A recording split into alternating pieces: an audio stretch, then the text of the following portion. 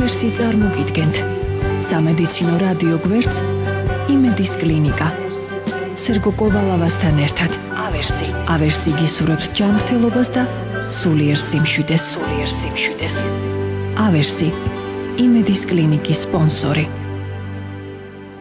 სერგო კოვალავა მოგესალმებით ყველას და გთავაზობთ სამედიცინო რადიო გადაცემა იმედის კლინიკას. ბოლო რამდენიმე კვირის განმავლობაში მსოფლიო მოიცვა ახალმა პანიკამ, რომლის მიზეზი გახდა საზოგადოებისთვის ჯერ ნაკლებად ცნობილი ზიკას ცხელების ვირუსი. მას რას წარმოადგენს ეს ვირუსი და რამდენად გამართლებულია ის განგაში ზარები, რასაც მსოფლიო ჯანდაცვის ორგანიზაცია REX.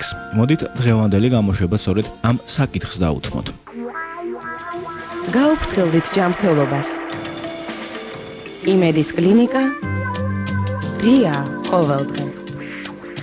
სულ ცოტა ხნის წინ მედიკოსებმა როგორც იქნა ამოისუნთქეს ებოლას ვირუსის ტალღის დამარცხების გამო და ახალი სიურპრიზი ზიკას ცხელების ვირუსი, რომელიც სამხრეთ და ჩრდილოეთ ამერიკის კონტინენტზე უამრავი ადამიანის დასნებოვნების მიზეზი გახდა და საბოლოოდ გაარღვია გეოგრაფიული არეალი და მისი ერთეული შემთხვევები ამ ეტაპზე ევროპის კონტინენტზეც ფიქსირდება. პირველად ზიკას ცხელების ვირუსზე მეცნიერები ალაპარაკდნენ 1947 წელს, როდესაც ეს უცნაური პათოლოგია უგანდის ტერიტორიაზე მაკაკა რეზუსის ოჯახის მაიმუნებში აღმოაჩინეს. 1952 წელს უგანდასა და ტანზანიის გაერთიანებულ რესპუბლიკაში ზიკას ცხელების ვირუსი პირველად გამოყვეს ადამიანის ორგანიზმიდან. შემდგომმა კვლევებმა, მათ შორის მიმდინარე ამ ეტაპზე, მეცნიერებს შემდეგი დასკვნების გამოტანის საშუალება მისცა. პირველი, ზიკას ვირუსი მიეკუთვნება ფლავი ვირუსების ჯგუფს, თუმცა მისი ზუსტი რეზერვუარი დღეს უცნობია.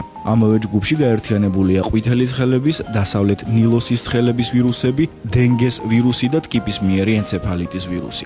მეორე, ზიკას ვირუსის გადამტანები გახლავთ ედეს ოჯახის კოღოები. მესამე, ადამიანში ზიკას ვირუსი ხვდება დასნებოვნებული კოღოს კბენის შემდგომ, დაავადება გამოვლინდება მაღალი ცხელებით, კანისმიერი გამონაყრით და კონიუნქტივიტით. ეს სიმპტომები დაახლოებით 2-7 დღის განმავლობაში ნარჩუნდება. სხვათა შორის აქვე უნდა დავამატო, რომ სულ რამდენიმე დღის წინ გამოითქვა აზრი, რომ ზიკას ვირუსი შესაძლებელი ადამიანიდან ადამიანზე სქესობრივი გზით გადავიდეს, თუმცა ამის ზუსტი მონაცემები ჯერჯერობით არ არსებობს. კვლევა ამ მიმართულებით დღესაც მიმდინარეობს.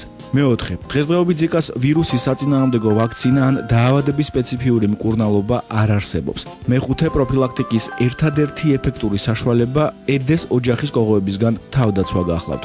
მეექვსე, ცნობილია, რომ ვირუსის ცირკულაციის არეალი გახლავთ აფრიკის კონტინენტი, სამხრეთ და ჩრდილოეთ ამერიკა, აზიის კონტინენტი და წყნარი ოკეანეს აუზის ქვეყნები. იმედის კლინიკა სერგო კოვალავასთან ერთად. ზიკას ცხელების დროს ინკუბაციის პერიოდი, ანუ დრო ვირუსის ორგანიზმში შეჭრიდან პირველი კლინიკური სურათის გამოვლენამდე შეადგენს დაახლოებით რამდენიმე დღეს, თუმცა ზუსტი ინფორმაცია ამის შესახებ ასევე არ არსებობს. დაავადების სიმპტომები წააგავს ცხელებით მიმდინარე სხვა ვირუსული ინფექციების, განსაკუთრებით დინგეს ცხელების კლინიკურ სიმპტომატიკას. სხეულის ტემპერატურის მატება, კანზე გამონაყარი, კონიუნქტივიტი, სახსრების და კუნთების ტკივილი, საერთო სისუსტე და თავის ტკივილი. სიმპტომატიკა არ არის ძლიერ გამოხატული და დაახლოებით 2-7 დღე გრძელდება.